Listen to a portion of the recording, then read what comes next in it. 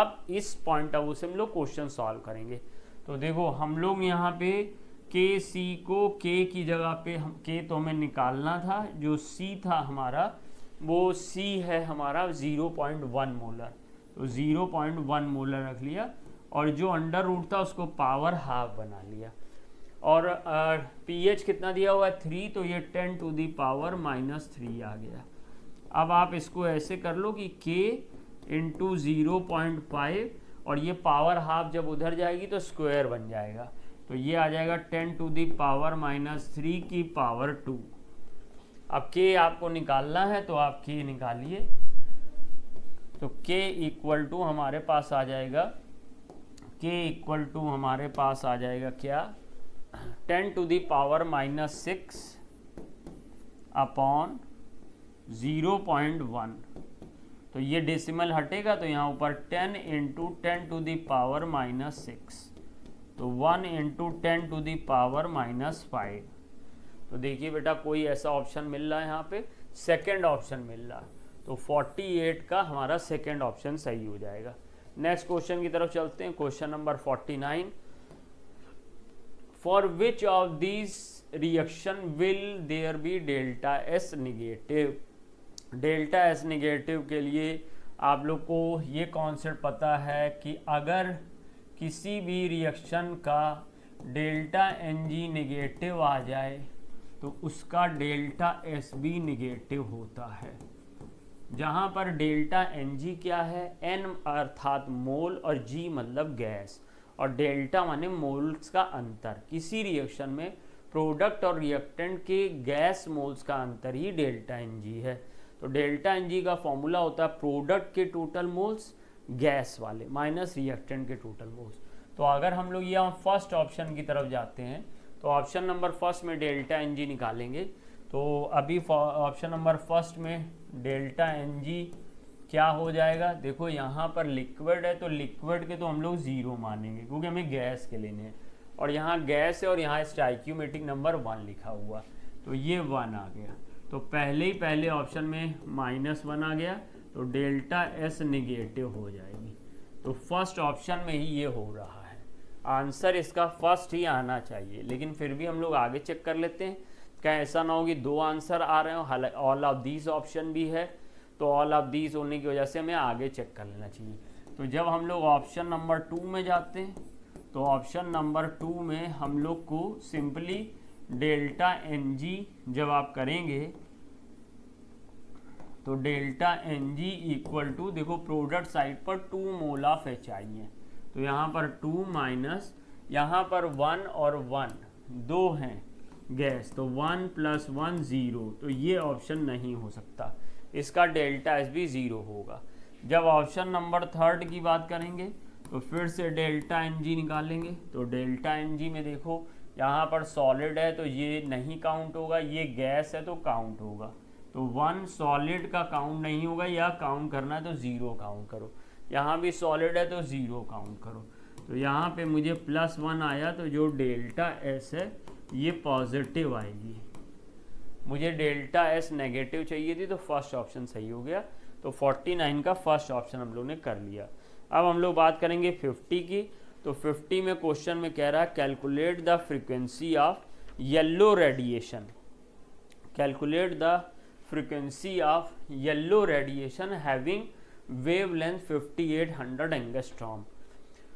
अच्छा, तो चलो देख लेते हैं पहले हमको क्या दिया, वेवलेंथ दिया है। वेवलेंथ दिया है 5800 एंगस्ट्रॉम और मुझे फ्रीक्वेंसी मांगी गई है, और फ्रीक्वेंसी मुझे पर सेकंड में मांगी गई है। मान लो हम इसके लिए एक फॉर्मूला जानते हैं, C = न्यू लेमडा। ये फॉर्मूला हमने पढ़ा है, इस पर कई बार क्वेश्चन आए हमारे नीट एग्जामिनेशन में। अब ऐसे में C वेलोसिटी ऑफ लाइट है जो 3 × 10⁸ मीटर पर सेकेंड होती है, आप जानते हो। अगर आपको मीटर पर सेकेंड में वेलोसिटी यूज़ करनी है तो वेवलेंथ भी मीटर में रखनी पड़ेगी। अभी मेरा एंगस्ट्रॉम में वेवलेंथ है तो मीटर में बदल दूंगा तो 10⁻⁻10 से मल्टीप्लाई हो जाएगा। तो अब मुझे क्योंकि न्यू निकालना है तो न्यू = C/λ फॉर्मूला लगेगा। C की जगह पे मैंने लगा दिया है 3 × 10⁸ मीटर पर सेकेंड, और यहाँ लेमडा की जगह मैंने लगा दिया है 5800 × 10⁻⁻10 मीटर। मीटर से मीटर कैंसिल हो जाएगा, पर सेकेंड में आंसर निकालना मुझे, तो मीटर से मीटर कैंसिल कर दिया। अब इसको अगर मैं ऐसे लिख लूँ 3/5.8, 3 क्यों बल्कि 30 कर लो, तो 30/5.8, तो यहाँ 30 कर लिया तो ये 10⁻7 हो गया, और ये 1 2 3 के बाद डेसिमल आया है तो 10⁻3 इससे सॉल्व हुआ तो 10⁻⁻7। और ये 5 पॉइंटेड लगभग 6 मान लो, तो 6 का 30 में 5 टाइम्स अप्रॉक्स जाएगा, तो 5 इंटू 10 टू द पावर ये -7 ऊपर जाएगा, +7 में बदल जाएगा, तो 7 और 7 14 हो जाएगा। तो 5 इंटू 10 टू द पावर 14 यानी कि 5.17 into 10 to the power -14, fourth option.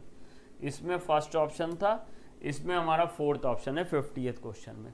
Question number 51 में जाते हैं। Eight equilibrium which does not B zero. तो आपको तो पता है इक्विलिब्रियम पे सबसे पहले आपने पढ़ा था delta G equal to zero होता, और क्योंकि delta G equal to -NFE एक फॉर्मूला आपने पढ़ा है, तो इसलिए आपका ई भी ज़ीरो होता है। लेकिन डेल्टा जी नॉट सामान्य स्थिति में इक्विलिब्रियम पे जीरो नहीं होता। एक ऐसी कंडीशन होती है जब k बराबर 1 होता है, तो उस समय डेल्टा जी नॉट भी हमारा जीरो हो जाता। वैसे सामान्य स्थिति में डेल्टा जी नॉट जीरो नहीं होता।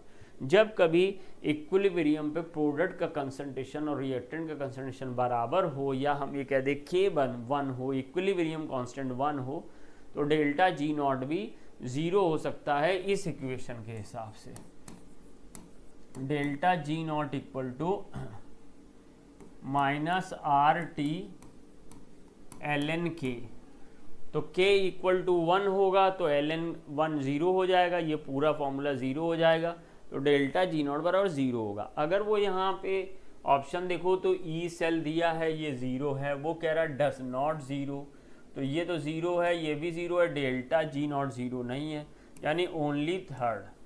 अब क्योंकि उसने डज नॉट यूज़ किया है, तो हमने डेल्टा जी नॉट को मान लिया कि सामान्यता में नहीं आ रहा।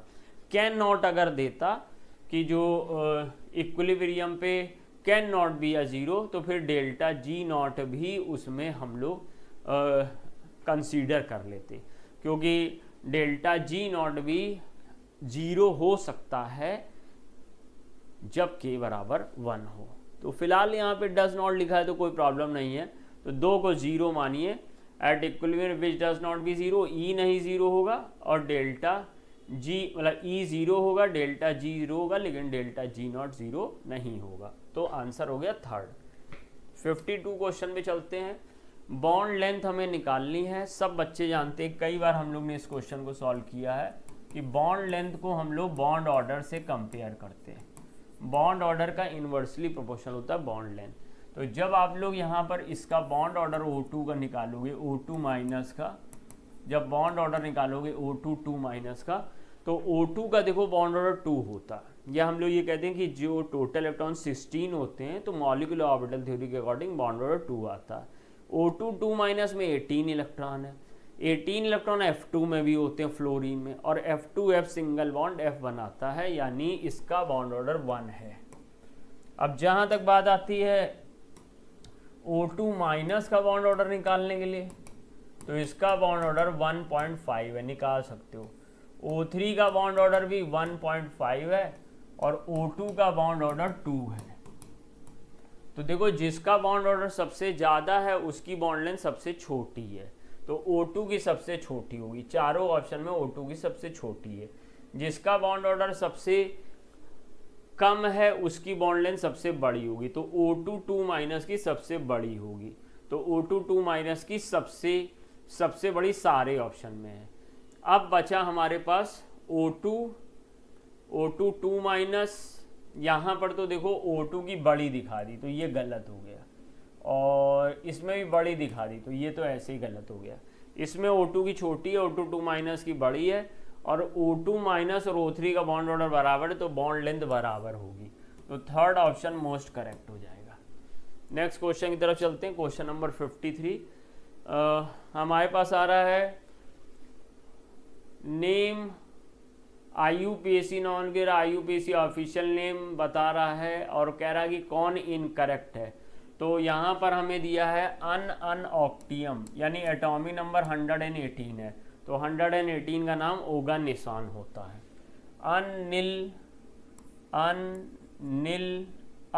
अननिलियम है, अननिलियम यानी 110, तो ये डैर्म स्टेडियम होता है, तो डैड स्टेडियम ये भी सही है। और ये दिया हुआ है ट्राइयम 103, और ये लॉरेंसियम है, लॉरेंसियम बिल्कुल सही नाम है, तो ये भी सही है, ये भी सही है, तो ये भी, तो ये अनिलसेप्टियम यानी कि 107, तो ये डबनियम दिया हुआ है, तो ये तो गलत हो गया, ये बोरियम होना चाहिए था। तो ये हमारा अनिलसेप्टियम रॉन्ग नेम हो गया, ये डबनियम इसका नाम नहीं है। और डबनियम हमारा 105 का होता है, 105 का डबनियम होता है, तो अगर ये 105 होता तो डबनियम हो जाता, और ये बोरियम है हमारा 107, तो इसलिए हमारा फोर्थ ऑप्शन हो गया। 54 the oxidation state and coordination number, बहुत आसान क्वेश्चन है। Al की ऑक्सीडेशन स्टेट निकालनी है, Cl के ऊपर -1 चार्ज होता है, वाटर एक न्यूट्रल मॉलिक्यूल है तो 0 होगा, टोटल ऑक्सीडेशन नंबर +2 के बराबर होगी, तो Al इक्वल टू +2 और ये वाला -1 उधर जाएगा तो +1, तो आ जाएगा बच्चा +3, तो ऑक्सीडेशन नंबर +3 है, एक ही ऑप्शन में +3 है, तो यही होना चाहिए। लेकिन नन ऑफ दीज बोल रहा, तो हम एक बार कोऑर्डिनेशन नंबर मिला लें कि वो ऐसा ना हो कोऑर्डिनेशन नंबर 4 दिया हो या कुछ और दिया हो, 2 दिया हो, 3 दिया हो और गलत हो जाए। तो अभी कोऑर्डिनेशन नंबर देखो, यहाँ वाटर 5 है, वाटर मोनोडेंटेड लिगेंड है, Cl 1 है, ये भी मोनोडेंटेड लिगेंड है, दोनों टोटल मिला के 6 आ रहा है, तो कोऑर्डिनेशन नंबर 6 है, सही है, इसलिए सेकेंड ऑप्शन हो गया। Question number 55 what is the bond length in common molecule O2। अरे बाप रे, ये एनसीईआरटी में कहीं डाटा दिया, उससे एग्जामिनर ने डाटा उठा के पूछ लिया। जनरली मुझे नहीं लगता ऐसा क्वेश्चन आना चाहिए, लेकिन डाटा दे दिया तो आपको बताना चाहूँगा कि O2 का रेंज होता है, और वो भी यूनिट नहीं दिया कि कौन सा यूनिट है। तो जब यूनिट कुछ नहीं दिया तो मैं पीएम मानूंगा, पिकोमीटर मानूंगा, और पिकोमीटर में O2 का पिकोमीटर 121 पिकोमीटर होता, तो ये हमारा थर्ड ऑप्शन हो जाएगा। जो स्मॉलेस्ट बॉन्ड लेंथ है वो H2 की होती है, लगभग 74-75 पिकोमीटर तक, ये जनरली आपको पता होना चाहिए सिंगल बॉन्डेड में। और सिंगल बॉन्डेड में अगर हाईएस्ट बॉन्ड लेंथ की बात करोगे, वैसे भी डबल बॉन्ड ट्रिपल बॉन्ड से बड़ा ही होगा सिंगल बॉन्ड वाला, तो highest carbon carbon bond length एक कंपाउंड में होती है और लगभग 184 पिकोमीटर तक। तो हम लोग 75 पिकोमीटर से स्टार्ट होगी 184 पिकोमीटर तक का बॉन्ड लेंथ हम लोग देखते हैं, जिसमें O2 का हमारा है बॉन्ड लेंथ 121 पिकोमीटर। जैसे आपने पढ़ा होगा कि जो कार्बन सिंगल बॉन्ड कार्बन, तो कई जगह पूछा भी जा चुका है, तो कार्बन सिंगल बॉन्ड कार्बन में 154 पिकोमीटर होती है, जैसे एथेन में तो 154 होगी। और अगर कार्बन डबल बॉन्ड कार्बन है तो ये चली जाएगी 134 तक, और अगर 132-134, और अगर ट्रिपल बॉन्ड कार्बन का है एसिटिलीन अल्काइन वगैरह में तो 120 पिकोमीटर तक आ जाती है, छोटी होती चली जाती है। और तुम लोगों को तो पता है कि जो हमारा ऑक्सीजन है वो कार्बन से छोटा है, नाइट्रोजन और ऑक्सीजन नाइट्रोजन से भी छोटा है, तो उस पॉइंट ऑफ व्यू से देखा जाए तो इसकी 120 पिकोमीटर यानी कि एसिटिलीन के लगभग बराबर 121 होगी, ऐसे हम लोग पहचान सकते हैं। मैं जो बात बताना चाह रहा हूँ वो ये कि ये सबने याद किया होगा, carbon single bond 154, carbon double bond 134 या 132 तक, और कार्बन ट्रिपल बॉन्ड 120 तक। अब जो ऑक्सीजन डबल बॉन्ड ऑक्सीजन है ये कार्बन डबल बॉन्ड कार्बन से छोटा होगा, लेकिन C ट्रिपल बॉन्ड C से बड़ा होगा। इसका सेंस है कि इनके बीच में होगा, 134 और 120 के बीच में होगा। हालांकि 127 भी दे दिया, ये गड़बड़ कर दिया, तो 92 तो हो नहीं सकता, 109 हो नहीं सकता, 127 नियरेस्ट दे दिया, ये डाटा नहीं देना चाहिए था। तो इसलिए 121 PM ऐसे अंदाज़ा आप लगा सकते हो अगर आपको डेटा याद नहीं है। हाँ, अब ये बात भी आपको पता होनी चाहिए कि बेंजीन का अगर कार्बन डबल बॉन्ड कार्बन है तो 140 पिकोमीटर हो जाता, क्योंकि बॉन्ड ऑर्डर 1.5 हो जाता, तो फिर 140 या 139 कुछ बुक्स में दिया रहता पिकोमीटर हो जाता है। चलिए खैर, मैंने अपनी तरफ से आपको बताने की कोशिश की कि ऐसा अगर नेक्स्ट टाइम क्वेश्चन आए तो ऐसे आप आइडिया लगाइएगा इसको। अब identify the correct statement. F2 और O2 2 minus have bond order 2, तो ये तो सरासर गलत बात हो गई। अभी भी बताया था कि F2 में ऐसे, F2 का तो स्ट्रक्चर भी हम लोग जानते हैं, तो सिंगल बॉन्ड ही बनेगा, तो कोई मतलब ही नहीं 2 बॉन्ड ऑर्डर बता रहे हो। और O2 2 माइनस का भी यही हाल है, क्योंकि O2 2 minus iso electronic F2 का, तो इसका बॉन्ड ऑर्डर 1 होता है। जहाँ तक N2, तो N2 में सब जानते हैं N ट्रिपल बॉन्ड N होता है, तो बॉन्ड ऑर्डर 3 है। अब जो भी, अब N2 में देखो 7 + 7 टोटल इलेक्ट्रॉन कितने हैं, 14 है। N2 में टोटल इलेक्ट्रॉन कितने हैं, 14 है। तो जो जो भैया 14 इलेक्ट्रॉन रखता होगा, या जो जो आइसो इलेक्ट्रॉनिक होंगे N2 के साथ, वो सब बॉन्ड ऑर्डर 3 रखेंगे, तो सबका बॉन्ड ऑर्डर 3 होगा। तो CO में C के पास 6 इलेक्ट्रॉन, O के पास 8 इलेक्ट्रॉन, आइसो इलेक्ट्रॉनिक के 14 इलेक्ट्रॉन आ रहे हैं। NO प्लस N के 7, O के 8, और एक प्लस चार्ज आ गया तो माइनस कर दिया, फिर से 14, तो इस सबका बॉन्ड ऑर्डर 3 होगा। तो बी स्टेटमेंट सही है। तो 56 का ओनली बी, यानी कि सेकेंड ऑप्शन सही होना चाहिए। 56 का हम लोग ओनली बी करेंगे, सेकेंड ऑप्शन सही करेंगे। आप लोग मिला लीजिएगा। नेक्स्ट क्वेश्चन की बात करते हैं। क्वेश्चन है choose the correct statement. Dipole moment of phenol is less then cyclohexene. अब ये देखिए, ये फिनॉल है हमारा, ये फिनॉल है, ये भाई ये फिनॉल है, और ये साइक्लोहेक्सेनॉल है, समझ लीजिएगा। अब इसमें क्या होता है कि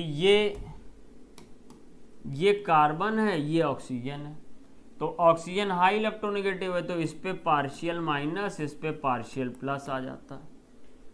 ऐसे यहाँ पे होता है, ये C है, ये OH है, इस पे पार्शियल माइनस, इस पे पार्शियल प्लस आ जाता है। और आपको तो मालूम ही है कि जितना ज़्यादा चार्ज सेपरेशन होता है, जितनी इलेक्ट्रोनेगेटिव डिफरेंस ज़्यादा होता है, उतना डायपोल मोमेंट ज़्यादा होता है। तो अभी तो मुझे लग रहा था कि दोनों में बराबर ही होना चाहिए, लेकिन यहाँ एक प्रॉब्लम हो गई, और वो प्रॉब्लम ये थी कि ये जो लोन पेयर ऑफ इलेक्ट्रॉन है, ये रेजोनेंस में चला जाता है, और रेजोनेंस में जाके ये वाला स्ट्रक्चर क्रिएट कर देता है, ये वाला स्ट्रक्चर क्रिएट कर देगा।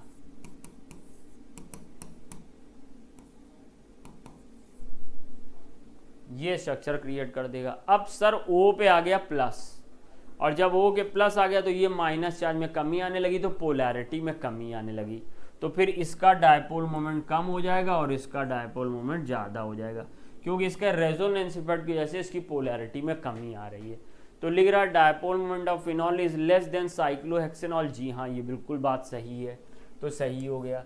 अब phenol is acidic in nature due to resonance, तो अब जब ये वाला इलेक्ट्रॉन यहाँ जाएगा तो ये H अपने आप को ब्रेक कर लेगा यहाँ से, H प्लस, और ये स्ट्रक्चर बन जाएगा। तो रेजोनेंस में जाने की वजह से आसानी से H प्लस देता है, इसलिए ये एसिडिक है, ये भी बात सही है। Boiling point of isobutyl alcohol, isobutyl alcohol ये है CH3 C CH3 H CH2 OH, ये आइसोब्यूटाइल अल्कोहल है। और ये कह रहा है टर्सरी ब्यूटाइल अल्कोहल से, टर्सरी ब्यूटाइल अल्कोहल से इसका बॉइलिंग पॉइंट कम है, तो ये बात गलत हो गई, क्योंकि जितनी ब्रांचिंग बढ़ती जाएगी बॉइलिंग पॉइंट उतना कम होता चला जाएगा। इसमें देखो एक ब्रांच है, इसमें 2 ब्रांच है, तो बॉइलिंग पॉइंट तो बच्चा इसका कम होना चाहिए था, इसका कम होना चाहिए था, लेकिन ये कह रहा है कि बॉइलिंग पॉइंट आइसोब्यूटाइल का कम है, तो ये गलत बात हो गई। फिर कह रहा है isobutyl alcohol is primary alcohol. अब ये आइसोब्यूटाइल बनाया भैया, OH देखो किस कार्बन से जुड़ा है, जो एक तरफ कार्बन से जुड़ा है, या CH2OH अगर आ गया तो प्राइमरी है ही है, तो ये बात भी सही हो गई। तो मिला जुला के जो निष्कर्ष निकला उस हिसाब से फर्स्ट सही है, सेकंड सही है, फोर्थ सही है। तो कौन सा ऑप्शन सही है? थर्ड वाला। फर्स्ट सही है, सेकंड सही है, फोर्थ सही है। First second third fourth, second fourth, first third fourth नहीं भाई। 58 क्वेश्चन देखिए, चूज द करेक्ट स्टेटमेंट। अब हमें सही स्टेटमेंट चुनना है। A thermodynamic state function is a quantity. Thermodynamic state function एक क्वांटिटी है। Use to determine heat changes. Heat changes determine करने के लिए तो हमें क्या चाहिए, डेल्टा यू चाहिए, और सारे प्रोसेस का डेल्टा एच चाहिए, और डेल्टा एच या डेल्टा यू तो एक्सटेंसिव प्रॉपर्टी होती हैं, और स्टेट फंक्शन भी होते हैं, लेकिन इससे कोई लेना देना नहीं। Whose value is independent of path, तो ये इसको एक्सप्लेन कर रही है। जो स्टेट फंक्शन है वो स्टेट डिपेंडेंट है, पाथ डिपेंडेंट नहीं है। Use to determine pressure volume work, तो वर्क तो भाई पाथ फंक्शन है, तो पाथ फंक्शन को क्या स्टेट फंक्शन से मेजर करोगे, नहीं। Whose value depends on temperature only, ऐसा नहीं है। जो स्टेट फंक्शन है वो फर्स्ट इनिशियल और फाइनल स्टेट पे डिपेंड करते हैं, टेम्परेचर से उसका कोई लेना देना नहीं। तो जो सबसे उचित ऑप्शन आ रहा है वो सेकंड आ रहा है, whose value is independent of path. Use to determine heat change, state function, अगर state function internal energy change है तो हम उसको डिटरमाइन द हीट चेंज के लिए यूज कर सकते हैं, इंटरनल एनर्जी चेंज अगर है तो। लेकिन अब स्टेट फंक्शन तो बहुत सारे होते हैं, प्रेशर स्टेट फंक्शन है, वॉल्यूम स्टेट फंक्शन है, तो हम एग्जैक्टली ये नहीं कर सकते कि फर्स्ट ऑप्शन होगा, तो सेकंड ही सही माना जाएगा, तो मोस्ट करेक्ट सेकंड हो जाएगा। Which one is the commercial method for the preparation of benzaldehyde. Benzaldehyde तो बनाना ही बनाना है, कॉमर्शियली बनाना है, तो चेक करते हैं। रोजेनमुंड रिडक्शन, अगर हम लोग C6H5 COCl C6H5 COCl की रिएक्शन हाइड्रोजन से करा दें और PDBaSO4 की प्रेजेंस में करा दें,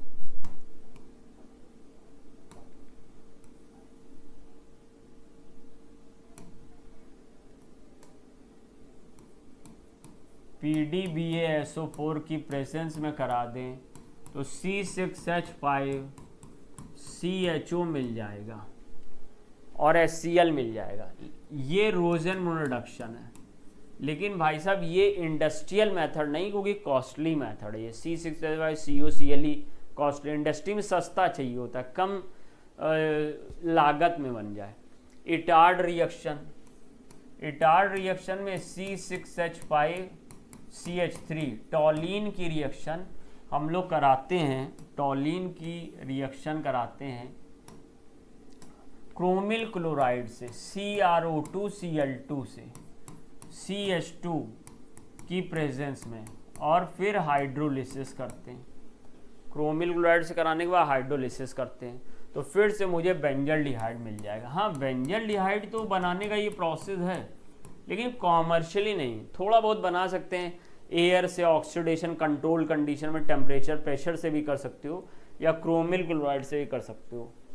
और तीसरा है स्टीफन रिडक्शन, तो C6H5 C∧N, और इसकी रिएक्शन हमने करा दी SnCl2Cl से और फिर हाइड्रोलिसिस कर दी, तो भी मुझे बेंजल्डिहाइड मिल जाएगा। लीजिए सर, ये भी एक रिएक्शन और आ गई, लेकिन ये भी कॉमर्शियल तो नहीं है। अब क्या आया, अब हम लोग ने side chain chlorination followed by hydrolysis कराना है, किसका कराना ये नहीं बताया, तो अंडरस्टूड लेंगे। टॉलीन का यहाँ पर हम लोग को ये पहले ध्यान रखना पड़ेगा कि टॉलीन का हम लोग यहाँ पर 2 मोल Cl2 से H न्यू की प्रेजेंस में रिएक्शन कराएंगे, तो मुझे मिल जाएगा C6H5CHCl2, और ये साइड चेन क्लोरीनेशन यही है। साइड चेन क्लोरीनेशन किसका, टॉलीन का, और C6H5CCl मिल जाएगा। अब इसको हाइड्रोलाइज करोगे, ये इंडस्ट्रियल मेथड है, क्योंकि बेंजीन टॉलीन सस्ता पड़ता, तो अब इसको हाइड्रोलाइज करोगे, तो हाइड्रोलाइज करने पे, हाइड्रोलाइज किया तो हाइड्रोलाइज करने पे ये C6H5 COH बन जाएगा, और इसको बच्चा हीट करोगे तो ये वाटर निकाल देगा। वैसे भी एक C पे 2 H स्टेबल नहीं होते, तो तुम डायरेक्ट समझ सकते हो कि ये वाटर निकल जाएगा। तो मुझे C6H5CHO मिल जाएगा लार्ज अमाउंट में। तो लार्ज अमाउंट मिल रहा है, तो यही हमारा ऐसा मेथड है जो कि कॉमर्शियली या इंडस्ट्रियली बनाएगा। ओनली डी, तो ओनली डी फोर्थ ऑप्शन है, ओनली डी फोर्थ ऑप्शन है, चेक करिएगा। नेक्स्ट क्वेश्चन की तरफ चलेंगे। क्वेश्चन नंबर हमारा आ जाएगा 60। The oxidation of toluene to benzaldehyde by chromyl chloride. लीजिए सर, ये रिएक्शन लिखी हुई है क्रोमिल क्लोराइड से टॉलिन का, तो कौन सी रिएक्शन है? इडार्ट रिएक्शन। तो इडार्ट रिएक्शन मार दीजिए, फर्स्ट ऑप्शन। राइमर टाइमन रिएक्शन या रीमर टीमन रिएक्शन, ये हमारी फिनॉल की रिएक्शन है। जब फिनॉल की रिएक्शन लो क्लोरोफॉर्म से अल्कलाइन मीडियम में अल्कोहलिक NaOH से कराते तो उनको सैलिसल्डिहाइड मिलता है। वुड्स रिएक्शन एल्किल हैलाइड की रिएक्शन है। जब किसी हम एल्किल हैलाइड के 2 मोल ले लेते हैं सेम एल्किल हैलाइड के और सोडियम के साथ ईथर की प्रेजेंस में हीट करते हैं तो हमें एल्केन मिलता है। अगर हमने एथिल क्लोराइड लिया तो ब्यूटेन मिलेगा, अगर हमने मेथिल क्लोराइड लिया तो एथेन मिलेगा, डबल कार्बन का। तो ये हमारे पास सारी रिएक्शंस की जानकारी आ गई। इटार्ट रिएक्शन फर्स्ट हमारा होगा। 61 देखिए, एक मुझे रिएक्शन दी गई है और Kc निकालना, और बहुत आसान है, सबका कंसंट्रेशन भी दे दिया, N2 का भी दे दिया, O2 का भी दे दिया, NO का भी दे दिया। तो Kc इक्वल टू फॉर्मूला मेरे पास लग जाएगा NO का एक्टिव मास की पावर 2, N2 का एक्टिव मास और O2 का एक्टिव मास। चलिए हम लोग एक्टिव मास पुटअप करते हैं। तो NO का वैल्यू देखो कहाँ दिया, 2.8 इंटू 10 टू दी पावर -3, 2 बार लिख ले रहे हैं। 2.8 into 10 to the power -3, 2 times लिख लिया। अब क्या दिया, N2 का 3 इंटू 10 टू दी पावर -3 और O2 4.2 into 10 to the power -3। सब मोलर कंसंट्रेशन या एक्टिव मास पुटअप कर दिए। 10 टू दी पावर -3 तो मुझे कटता हुआ दिखाई दे रहा है, कट कर दीजिए। और 2.8 ये तो लगभग 3 के बराबर ही है, और ये 2.8 अगर डबल करते हैं तो 5.6, तो ये अप्रॉक्सीमेट 0.5 से थोड़ा सा अलग आ जाएगा, तो 0.622 आना चाहिए।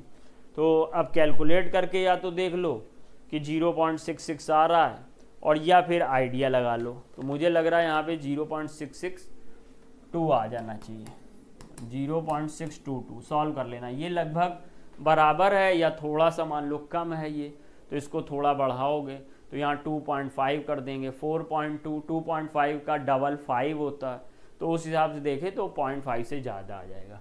तो ये आ गया थर्ड। 62 देखिए, ये एक रिएक्शन दी गई है और element undergo oxidation and reduction. अरे तो बहुत आसान है। एल्युमिनियम का ऑक्सीडेशन नंबर 0 है, यहाँ पे एल्युमिनियम का ऑक्सीडेशन नंबर +3 है, तो एल्युमिनियम का हो रहा है ऑक्सीडेशन। पहले पूछा है ऑक्सीडेशन तो एल्युमिनियम। Fe का ऑक्सीडेशन नंबर यहाँ +8/3 है, Fe3O4 है ना, तो +8/3, -2 इसका, तो -8 उधर गया, +8 तो +8/3 है, और यहाँ पर 0 है, तो पॉजिटिव ऑक्सीडेशन नंबर में कमी आ रही है, तो रिडक्शन हो रहा है। तो सेकंड ऑप्शन सही हो जाएगा, 62 का सेकंड ऑप्शन सही होगा, मिलाइएगा। अब question number 63, which statement is correct? Oxidation loss of electron को बोलते हैं, सब जानते हैं, लॉस ऑफ इलेक्ट्रॉन ऑक्सीडेशन है, सही। रिडक्शन गेन ऑफ इलेक्ट्रॉन, सही। ऑक्सीडाइजिंग एजेंट वो होता है जो दूसरे को करता है ऑक्सीडाइज, और खुद होता है रिड्यूस।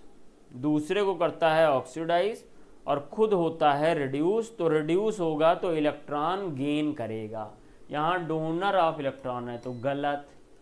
और reducing agent acceptor of electron, तो एक्सेप्टर ऑफ इलेक्ट्रॉन, अब रिड्यूसिंग एजेंट है तो दूसरे को करेगा रिड्यूस, तो खुद क्या हो जाएगा, ऑक्सीडाइज। खुद होगा ऑक्सीडाइज तो इलेक्ट्रॉन का लॉस करेगा। यहाँ एक्सेप्टर ऑफ इलेक्ट्रॉन गलत हो गया, तो ए और बी दो सही हैं, तो 63 का मेरा फोर्थ सही हो जाएगा। अब चलते हैं क्वेश्चन नंबर 64 की तरफ। व्हाट इज द कॉमन और trivial name of given organic compound. अब इसमें देखो ये CH3 दो बार लिखा हुआ, और CH3 जब कॉर्नर वाले कार्बन पे दो बार लिखा हो तो इसको हम लोग आइसो ग्रुप कहते हैं। और 4 कार्बन का कंपाउंड है तो ये क्या हो जाएगा, आइसोब्यूटेन। तो आइसोब्यूटेन थर्ड ऑप्शन हो जाएगा। एरीन्स कौन होते हैं, एरोमेटिक कंपाउंड जिसमें कि बेंजीन रिंग हो, C6H5 हो, C6H6 हो, तो ये एरीन्स होते हैं। तो फर्स्ट, इसमें कुछ भी करने लायक नहीं था। 66, match the following column first column second.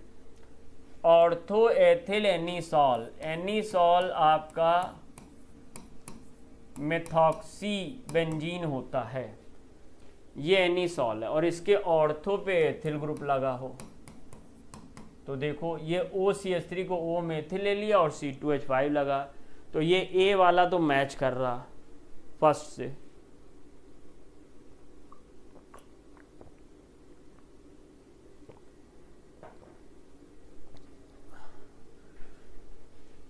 A वाला फर्स्ट से मैच कर रहा।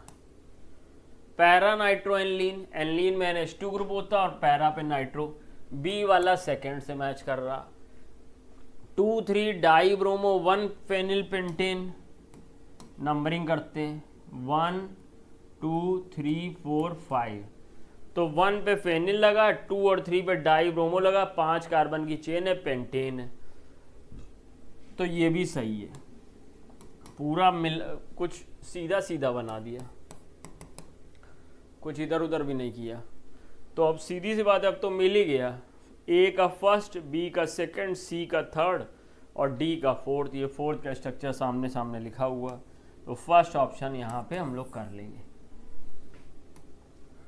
67, sodium salt of which acid will be needed for the preparation of propane. अभी अगर प्रोपेन बनाना है तो इससे, क्योंकि D कार्बोक्सिलेशन में एक कार्बन कम होता, तो इससे एक ज्यादा कार्बन का हमें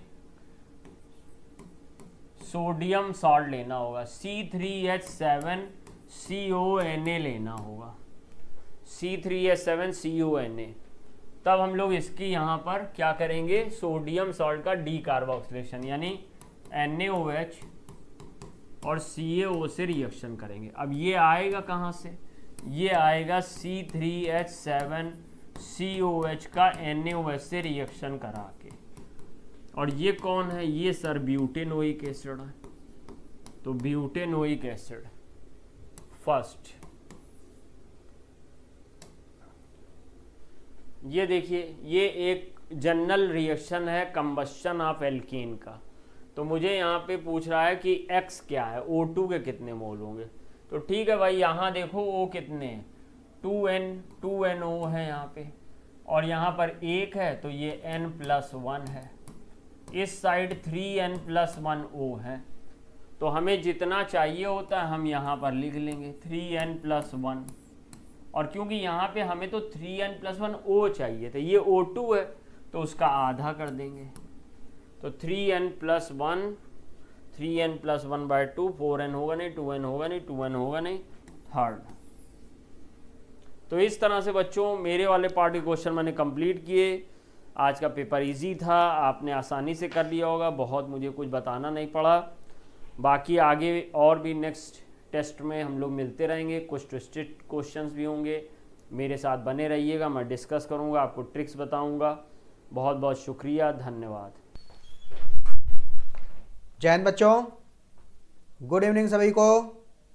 बेटा आज FST 35 का पेपर डिस्कशन हम लोग करने जा रहे हैं, जिसमें से फर्स्ट 46 से लेकर 68 तक भाटिया सर ने करा दिया। इसके बाद मैं अब आपको 90 तक के क्वेश्चन डिस्कस मैं कराऊंगा, ठीक है।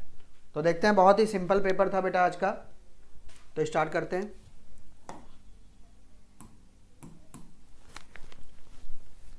Question number 69।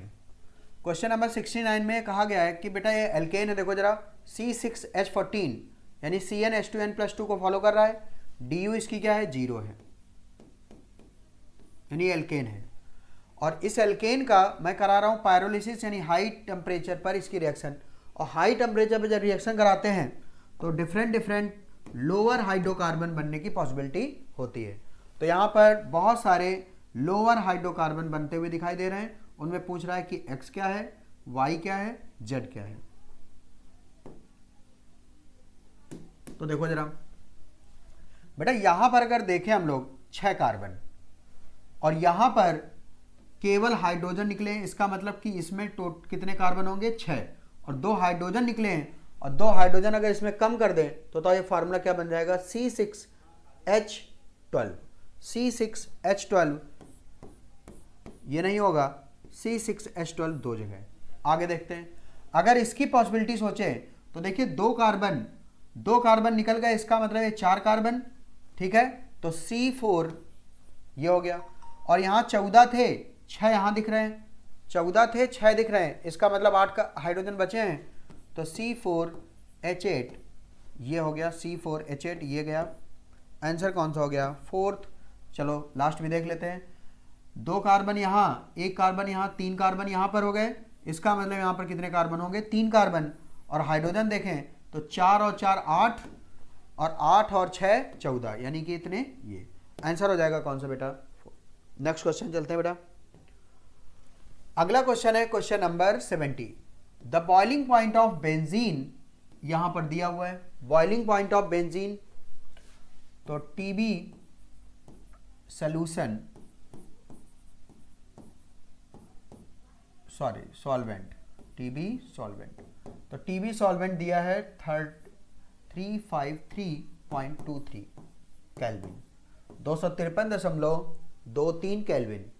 अब कह रहे हैं अगर इसमें हम लोग 1.80 ग्राम नॉन वोलाटाइल सॉल्यूट ऐड कर दें, कितने में 90 ग्राम बेंजीन में, तो वेट ऑफ सॉल्वेंट ये है सॉल्वेंट,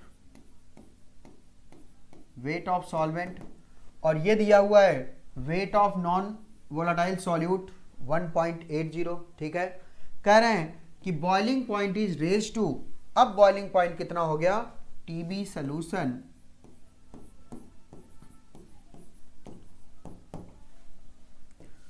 354.11 केल्विन, यानी कि 253 से यह 254 यानी इंक्रीज हो गया। अब देखो जरा ये कितना इंक्रीज हुआ, इसी को बोलते हैं डेल्टा टीबी, डेल्टा टीबी। तो ये माइनस ये कर देंगे, ये सॉल्व करके कितना आएगा 0.88, इतना केल्विन इंक्रीज हो गया। अब क्या पूछा जा रहा है, calculate the molar mass of solute, solute जो हमने ऐड किया है नॉन वोलाटाइल सॉल्यूट उसका मोलर मास बता दो, और केबी बेंजीन के लिए दिया हुआ है। तो बहुत ही सिंपल, डेल्टा टीबी आई इंटू केबी इंटू एम, आई नहीं दिया यहां पर 1, केबी दिया हुआ है 2.53 केल्विन पर मोल पर केल्विन पर मोल पर केजी, ठीक है 2.53। तो I into K B into M, और m यहाँ पर बेटा मोलैलिटी है, मोलैलिटी होता है मोल्स ऑफ सॉल्यूट, और मोल्स ऑफ सॉल्यूट नहीं, यहाँ पर वेट ऑफ सॉल्यूट दिया है, और वेट ऑफ सॉल्यूट कितना है बेटा 0.80 ग्राम नॉन वोलेटाइल सॉल्यूट, सॉरी 1.80 ग्राम नॉन वोलेटाइल सॉल्यूट। तो वेट ऑफ सॉल्यूट और weight divide by molar mass वही हमें निकालना है, weight of solvent in KG, but यहां पर देखो जरा वेट ऑफ सॉल्वेंट ग्राम में दिया है, तो ऊपर मैंने 1000 का मल्टीप्लाई कर दिया। क्लियर है। अब मुझे निकालना क्या है, मॉलिक्यूलर वेट ऑफ सॉल्यूट। तो मॉलिक्यूलर वेट ऑफ सॉल्यूट कितना हो जाएगा 1.80 इंटू 1000 डिवाइड बाई 2.53 इंटू 90, और ये आप सॉल्व करेंगे आपका आंसर आ जाएगा 58 ग्राम पर मोल, यानी मोलर मास इसका हो जाएगा 58 ग्राम पर मोल। क्लियर है। नेक्स्ट क्वेश्चन, अगला क्वेश्चन है बेटा question number 71। Boiling point of water यहां पर दिया है, यानी प्योर वाटर का boiling point 750, pure boiling point of water at 750 mm of Hg is 99.63 degree centigrade. ठीक है. How much sucrose is to be added 500 gram water, यानी 500 gram water में कितना सुक्रोज ऐड करें कि ये बॉइलिंग पॉइंट इतने से बढ़ के 100 हो जाए. यानी एलिवेशन इन बॉइलिंग पॉइंट आपको पता हो गया. तो elevation in boiling point delta T B फिर से I into K B into M.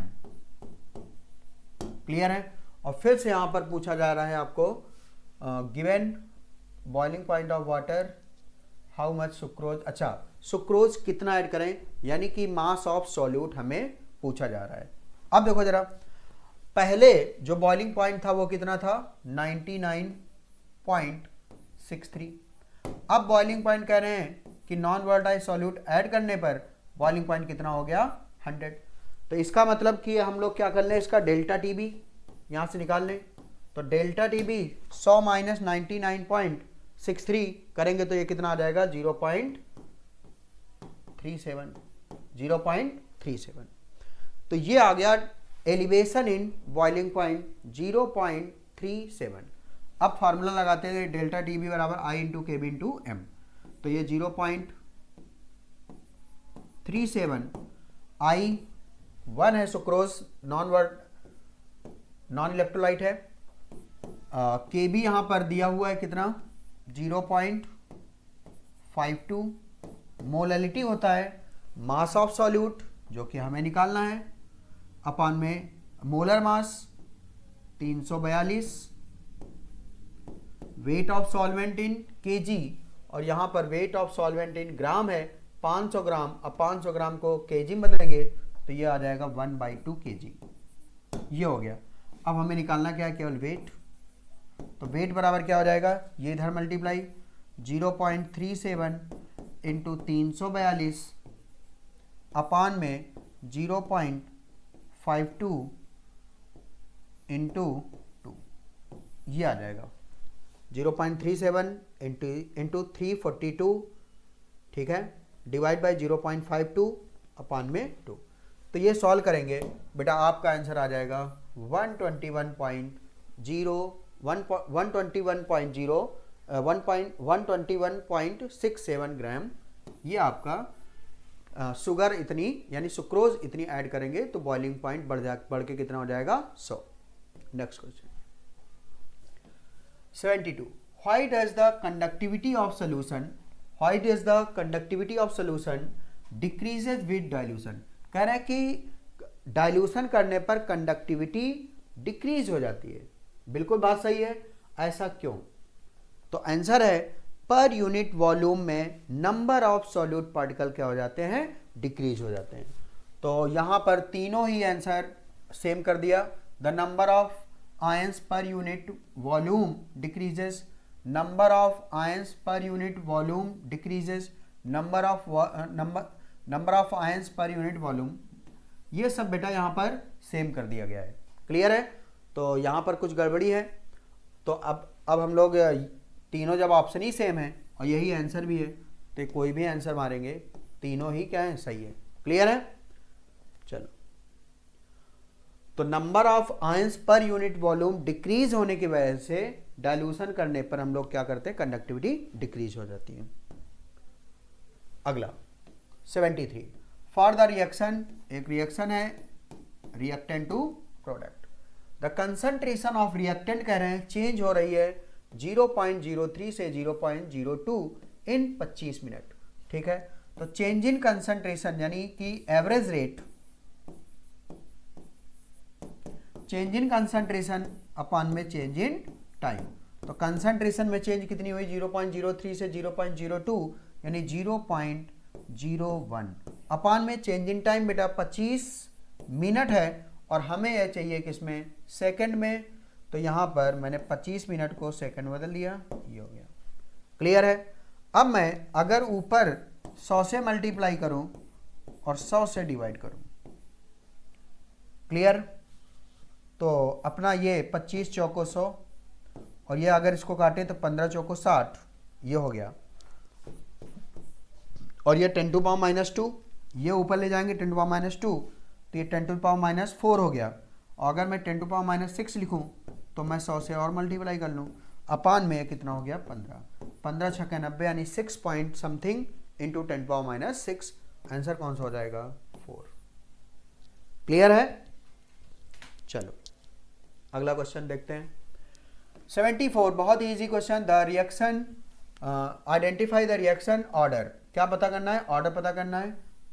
और यहाँ पर रेट कांस्टेंट दिया है। और बेटा अगर रेट कांस्टेंट की यूनिट देख लें, यूनिट है यहाँ पर सेकंड इनवर्स, और रेट कांस्टेंट की यूनिट सेकंड इनवर्स कब होती है बेटा? फर्स्ट ऑर्डर रिएक्शन में। क्लियर है? फर्स्ट ऑर्डर रिएक्शन में। अगला question, the correct order of the electron affinity. अगर हम लोग बोरान, कार्बन, नियॉन, ऑक्सीजन, अगर हम लोग इलेक्ट्रॉन अफिनिटी बात करें किसी पीरियड में, तो सबसे कम अफिनिटी होती है इनर्ट गैस की, क्योंकि इनर्ट गैस का ऑक्टेट कंप्लीट होता है तो ये इलेक्ट्रॉन लेने की चाहत ही नहीं होती, यानी इसकी अफिनिटी क्या होती है? 0। तो सबसे पीछे कौन हो जाएगा? नियॉन, जो कि 2 जगह है। और अगर किसी पीरियड में हम लोग बात करें तो सबसे ज़्यादा अफिनिटी होती है हैलोजन की, उससे कम होती है चैल्कोजेन की। तो चैल्कोजेन बेटा ऑक्सीजन, तो ये सबसे आगे होगा। ठीक है, हैलोजन क्योंकि दिया नहीं, तो ये दोनों। अब बस देखना है कि कार्बन और बोरान में किसकी ज़्यादा, तो बोरान और कार्बन मैंने लिख दिया। 2s2 2p1, ये होता है बेटा 2s2 2p2। Left to right जाने पर साइज घटता है, अफिनिटी बढ़ती है। एक तो ये तरीका हो गया। दूसरा, यहाँ पर एक इलेक्ट्रॉन लेके p1 से p2 हो जाएगा, बहुत ज़्यादा फायदा नहीं हुआ। लेकिन ये एक इलेक्ट्रॉन लेके p2 से p3 हो जाएगा, यानी हाफ फील्ड स्टेबल हो जाएगा, यानी इसकी अफिनिटी कार्बन की ज़्यादा होगी। आंसर कौन सा हो जाएगा बेटा? 3rd। अगला क्वेश्चन, अगला क्वेश्चन है बेटा question number 76। Among NaCl, BeCl2, BeCl3 और CCl4 द कोवेलेंट कैरेक्टर। बेटा अगर हम लोग कोवेलेंट कैरेक्टर की बात करें तो लेफ्ट टू राइट जाने पर कोवेलेंट कैरेक्टर बढ़ता है, लेफ्ट टू राइट जाने पर कोवेलेंट कैरेक्टर बढ़ता है। और S ब्लॉक के जो कंपाउंड होते हैं मोस्टली क्या होते हैं? S आयनिक होते हैं, तो इधर से इधर ये आयनिक होते हैं। ठीक है, और उसमें भी अगर हम लोग बात करें तो ग्रुप नंबर 1 के जो हैलाइड होते हैं वो क्या होते हैं? आयनिक होते हैं। और इधर से इधर चलने पर आयनिक कैरेक्टर डिक्रीज होगा, कोवेलेंट कैरेक्टर इंक्रीज होगा। तो आंसर कौन सा हो जाएगा? फर्स्ट Na, सोडियम, उससे इधर बेरिलियम, फिर बोरान, फिर उधर कार्बन। तो लेफ्ट टू राइट जा रहे हैं हम लोग, लेफ्ट टू राइट जाने पर कोवेलेंट कैरेक्टर बढ़ता है। आंसर कौन सा हो जाएगा? First. Clear? Next question, correct order of second ionization enthalpy. बेटा ये एनसीईआरटी में आपको एक चार्ट दिया हुआ है, ionization energy first, ionization energy second, तो ये सब आपको याद ही रखना पड़ेगा। ठीक है, तो आयनाइजेशन एनर्जी सेकेंड की अगर बात करें तो सबसे minimum ionization energy, second ionization energy किसकी होती है? स्कैंडियम की, जो कि 3 जगह दिया हुआ है।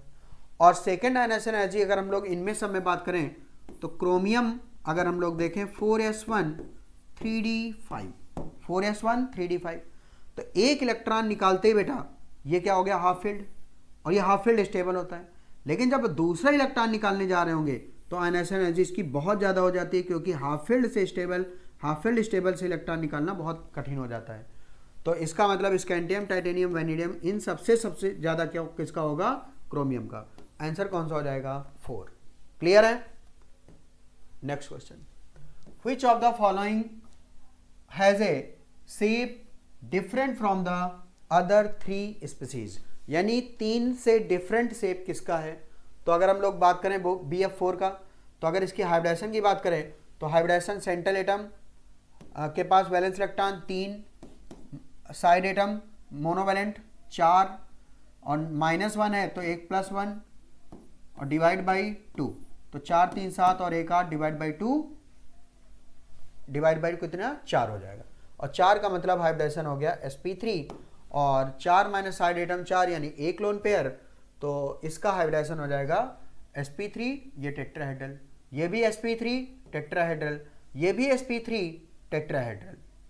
ठीक है, sp3 टेट्राहेड्रल। ये I3 माइनस, बेटा हैलोजन 3 हैलोजन हो -1 हो, हाइब्रिडाइजेशन ऑलवेज sp3d, और जो शेप होता है वो कैसा होता है, लीनियर, और इसके पास सेंट्रल एटम के पास लोन पेयर अगर हम लोग बात करें तो लोन पेयर सेंट्रल एटम के पास 3, तो sp3d 3 लोन पेयर अगर सेंट्रल एटम के पास है तो शेप कैसा हो जाएगा, लीनियर। तो यहाँ पर sp3 tetrahedral, sp3 tetrahedral, sp3 tetrahedral, और ये कैसा है, लीनियर। आंसर कौन सा हो जाएगा, थर्ड। अगला question, in which of the following molecule of the ion all the bonds are not equal. बेटा जब भी आपसे क्वेश्चन कहा जाए कि बॉन्ड जो बॉन्ड लेंथ है वो इक्वल नहीं है, इसके लिए आपको ढूंढना है sp3 डिहाइब्रिडाइजेशन, sp3 डिहाइब्रिडाइजेशन, क्योंकि sp3 डिहाइब्रिडाइजेशन में अगर हम लोग बात करें जो एक्सियल बॉन्ड लेंथ होती है वो इक्वेटोरियल बॉन्ड लेंथ से ज़्यादा होती है। तो अगर हम लोग इसको इक्वेटोरियल को A बोलें और एक्सियल बॉन्ड लेंथ को B बोलें तो B बॉन्ड लेंथ ज़्यादा होती है A बॉन्ड लेंथ से। क्लियर है? तो हम लोग बस केवल देखना है sp3d कहाँ पर है। ये देखो जरा, 8 4 12 डिवाइड बाई 2 6, यानी sp3d2 है। यहाँ देखो जरा, सेंटर एटम के पास 3 और साइड एटम 4 4 3 7 और -1 है, तो ये कितना हो गया, 8 डिवाइड बाई 2 यानी 4, ये sp3 हो गया। यहाँ देखो जरा, 7 3 10 डिवाइड बाई 2 5, और ये sp3d हो गया। ये 6 4 10 डिवाइड बाई 2, ये कितना हो गया, 5, ये भी sp3d हो गया। क्लियर है? सॉरी, 6 और 6 12 और 12/2 ये 6 और 6 मतलब कितना होता है, sp3d2, ये हो गया। तो एक ही ऑप्शन है sp3d ये, और sp3d यानी 5 - 3 2 लोन पेयर। तो बताओ यहाँ पर अगर हम लोग बात करें तो ये 2 लोन पेयर और एक Cl यहाँ, एक Cl यहाँ, एक Cl यहाँ, तो बताओ ये Cl से बॉन्ड लेंथ, इसकी Cl की बॉन्ड लेंथ ज़्यादा होगी। आंसर कौन सा हो जाएगा, थर्ड। नेक्स्ट क्वेश्चन, यहाँ पर स्टेटमेंट दिए हुए हैं बोथ H3O+। अगर हम लोग H3O+ की बात करें, सेंटर एटम के पास अगर हम सेंटर एटम की वैलेंस इलेक्ट्रॉन देखें 6 प्लस मोनोवैलेंट एटम 3 और +1 है तो माइनस, और ये 6 और 3 9 - 1 8 डिवाइड बाई 2 4, तो ये हाइब्रिडाइजेशन हो गया sp3, और लोन पेयर एक है सेंट्रल एटम के पास, तो ये कैसा हो जाएगा, पिरामिडल। और ये अमोनिया भी एक लोन पेयर है, 3 सिग्मा बॉन्ड, ये भी क्या हो जाएगा, sp3 पिरामिडल। तो यहाँ पर दोनों ही sp3 पिरामिडल हैं, स्टेटमेंट 1 सही है। अब देखो जरा, यहाँ पर दोनों के केस में कहना है हाइब्रिडाइजेशन भी sp3 है, तो बिल्कुल सही है। स्टेटमेंट 1 और statement 2 both are correct. Answer कौन सा हो जाएगा, 4।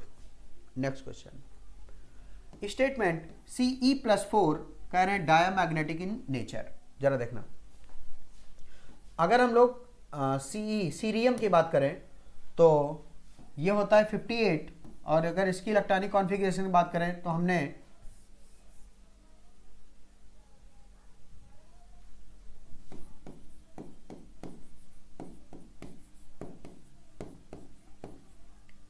दो 10 18 36 54 यानी कि जेनॉन, तो मैंने लिख दिया जेनॉन।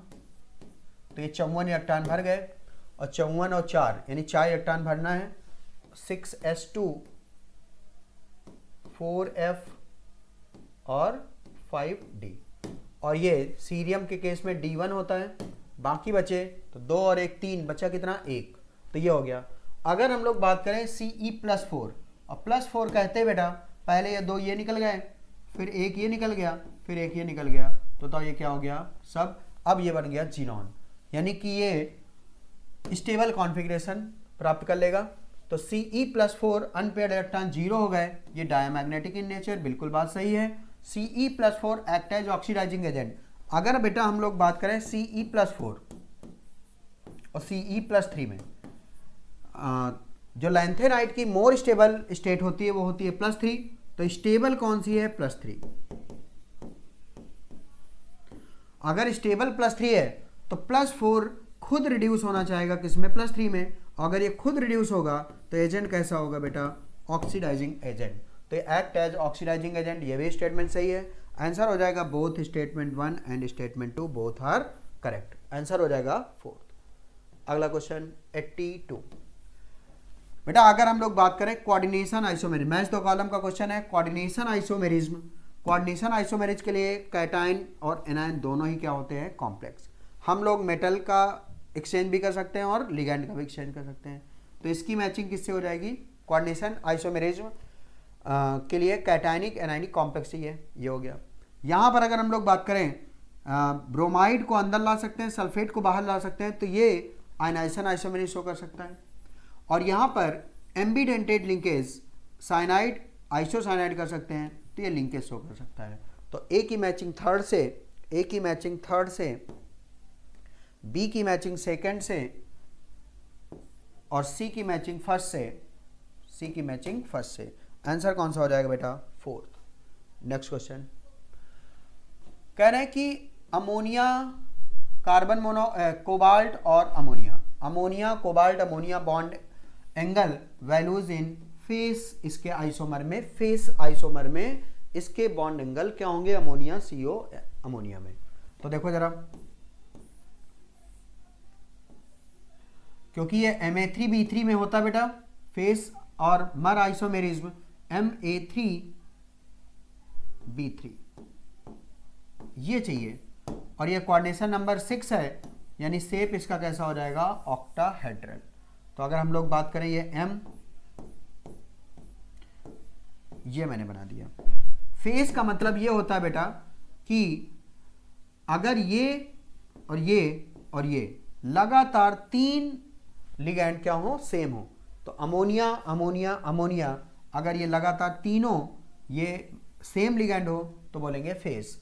तो अगर यहाँ पर अमोनिया इसकी और इसकी बात करें तो इनके बीच भी एंगल कितना है, 90। इसकी और इसकी बात करें तो भी एंगल 90 है। तो फेस आइसोमेरिज में एंगल कितना होता है बेटा, 90 degree. Next question, in which conversion bond length decrease, bond length decrease का मतलब बॉन्ड ऑर्डर इंक्रीज चाहिए। अब बॉन्ड ऑर्डर इंक्रीज देखने के लिए बेटा 14 इलेक्ट्रॉन, 15 इलेक्ट्रॉन, 16 इलेक्ट्रॉन, 17 इलेक्ट्रॉन, यहाँ पर 13 इलेक्ट्रॉन। 14 का बॉन्ड ऑर्डर होता है बेटा 3, इधर से इधर जाएंगे 0.5 घटता जाएगा, इधर से इधर जाएंगे 0.5 घटता जाएगा, 2.5 टू 1.5 2.5। चलिए देख लेते हैं। N2 14 इलेक्ट्रॉन, 14 से 13 आ रहे हैं बेटा, 14 से 13 आ रहे हैं, यानी बॉन्ड ऑर्डर घट रहा है, ये नहीं होगा, हमें चाहिए बॉन्ड ऑर्डर बढ़ता हुआ। N2 14 से 15 हो रहा है, 14 से 15 फिर बॉन्ड ऑर्डर घट रहा है, ये भी आंसर नहीं चाहिए। ये 16 से 17 हो रहा है बेटा, 16 से 17 बॉन्ड ऑर्डर घट रहा है, ये भी नहीं चाहिए। 16 से 15 हो रहा है बेटा, 16 से 15 तो बॉन्ड ऑर्डर बढ़ रहा है, आंसर कौन सा हो जाएगा, 3rd।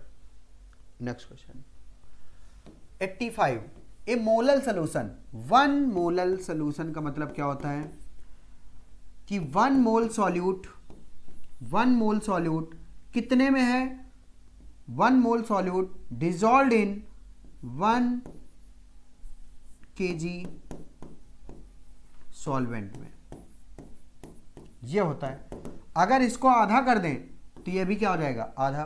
तो अगर आधा मोल सॉल्यूट आधा kg सॉल्वेंट में डिजॉल्व है तो भी उसकी मोलैलिटी कितनी होगी, 1। तो यहां पर देखो वही कहा गया है कि 1 मोल solution is one that contain 0.5 mole of solute, तो ये 0.5 kg सॉल्वेंट। अब 0.5 kg सॉल्वेंट यानी 500 ग्राम सॉल्वेंट, तो आंसर कौन सा हो जाएगा, 500 ग्राम सॉल्वेंट। क्लियर है। तो इसकी जो मोलैलिटी होगी वो क्या होगी, 1 मोलल यानी ए मोलल सोल्यूशन। अगला कह रहे हैं कि जो एल्काइल हैलाइड दिए हुए हैं इसके लिए SN1 की रिएक्टिविटी का ऑर्डर क्या होगा। बेटा चाहे SN1 हो, चाहे SN2 हो, चाहे E1 हो, चाहे E2 हो, इन सब के लिए जो रिएक्टिविटी ऑर्डर है वो है RI, उससे कम RBr, उससे कम RCl, उससे कम RF, ये ऑर्डर है। अब देखो जरा, इसमें सबसे ज़्यादा ये RI RBr RCl, तो सबसे ज़्यादा रिएक्टिव C, फिर B, फिर A, C B A, C B A, answer कौन सा हो जाएगा? फर्स्ट। नेक्स्ट क्वेश्चन, रिएक्टिविटी कह रहे हैं यहाँ पर x plus Y gives z plus a और प्लस q। प्रोडक्ट साइड में अगर प्लस q हीट लिखा हुआ है, प्लस हीट, तो इसका मतलब ये रिएक्शन कैसी हो गई?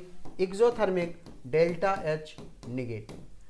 कह रहे हैं कि found have a positive entropy, यानी कि एंट्रोपी पॉजिटिव का मतलब delta S change in entropy जो है पॉजिटिव है, यानी कि delta S positive change in entropy, delta S positive. अब बताओ, कह रहा है the reaction will be, reaction क्या होगी? जरा देखना, डेल्टा G बराबर delta H minus T delta S। यह है, अगर डेल्टा G हमेशा निगेटिव आए ऑल टेम्परेचर पे, तो उसके लिए कंडीशन है ये हमें निगेटिव चाहिए और ये हमें पॉजिटिव चाहिए। और अगर ये पॉजिटिव हो और पॉजिटिव निगेटिव, ये सब क्या हो जाएगा? निगेटिव, और निगेटिव में निगेटिव ऐड कर देंगे तो आंसर आएगा निगेटिव। इसका मतलब ऑलवेज स्पॉन्टेनियस, ऑलवेज स्पॉन्टेनियस, यानी रिएक्शन हमेशा पॉसिबल होगी, चाहे टेम्परेचर कुछ भी रख लें। अगर डेल्टा H निगेटिव हो और डेल्टा S पॉजिटिव हो तो ऑल टेम्परेचर पर रिएक्शन पॉसिबल होगी। और ये यहाँ पर देखो यही दिया है, डेल्टा H निगेटिव है और डेल्टा S पॉजिटिव है, तो डेल्टा G हमेशा निगेटिव होगा, चाहे टेम्परेचर कुछ भी रखो। आंसर है possible at any temperature. Next question, Faraday's law of electrolysis is related to. बेटा अगर हम लोग फैराडे फर्स्ट लॉ की बात करें तो वेट डिपॉजिट होता है फार्मूला EIT अपान में 96,500 यानी कि F। ठीक है, तो वेट यहाँ पर जो फैराडेज लॉ ऑफ इलेक्ट्रोलिसिस है वो किससे रिलेटेड है? इक्विवेलेंट वेट या एटॉमिक वेट या एटॉमिक नंबर? तो आंसर है इक्विवेलेंट वेट ऑफ इलेक्ट्रोलिसिस। अगर हम लोग फैराडे सेकेंड लॉ की बात करें तो weight deposit directly proportional to उनके इक्विवेलेंट वेट के डायरेक्टली प्रोपोर्शनल होता है, यानी W1 बाई W2 बराबर E1 बाई E2, यानी कि वेट का जो रेशियो होगा वो उनके इक्विवेलेंट वेट के रेशियो के बराबर होता है। तो यानी कि फैराडे फर्स्ट लॉ से बात करें चाहे सेकंड से, तो दोनों किससे रिलेटेड हैं? Equivalent weight of electrolyte. अगला यहाँ पर बेटा एक कार्बोक्सिलिक एसिड दिया हुआ है, उसकी reaction Cl2 with red phosphorus, यानी ये कौन सी रिएक्शन हो गई? और इसके पास अल्फा कार्बन अल्फा हाइड्रोजन भी है, तो ये हो गई HBZ रिएक्शन, हेल्वॉल-हॉल्ट जेलेंस्की रिएक्शन। तो अल्फा हेलोजिनेशन, तो ये H हट के यहाँ पर क्या लग जाएगा? Cl। तो देखो जरा ए क्या है? CH3 CH Cl COOH। अब इसकी रिएक्शन अल्कोहलिक KOH, और अल्कोहलिक KOH अल्काइल हाइड्राइड का अल्फा बीटा एलिमिनेशन करा देता है, ये H और Cl निकल जाएगा, तो ये बन जाएगा बेटा CH2 double bond CH COOH। तो ये जो बी प्रोडक्ट है वो ये हो गया। आंसर कौन सा हो जाएगा? CH2 double bond CH COOH। Answer हो जाएगा कौन सा? थर्ड। नेक्स्ट क्वेश्चन बच्चा, which of the following amines does not react with Hinsberg. कह रहे हैं हिंसबर्ग रिएजेंट से कौन रिएक्ट नहीं करता? तो बेटा टर्सरी अमीन जो होती हैं वो हिंसबर्ग रिएजेंट से रिएक्शन नहीं करती, प्राइमरी और सेकेंडरी दोनों ही करती हैं। तो आंसर यहाँ पर ये प्राइमरी अमीन, ये सेकेंडरी और ये टर्सरी अमीन, आंसर कौन सा हो जाएगा? थर्ड। क्लियर है? तो इस तरह से बेटा केमिस्ट्री सेक्शन पूरा कंप्लीट हो गया। ठीक है, तो बहुत ही इजी पेपर था, तो उम्मीद है आपको डिस्कशन बहुत ही अच्छा लगा होगा। तो इसी के साथ वीडियो का समाप्त करते हैं। थैंक यू बच्चों सभी को।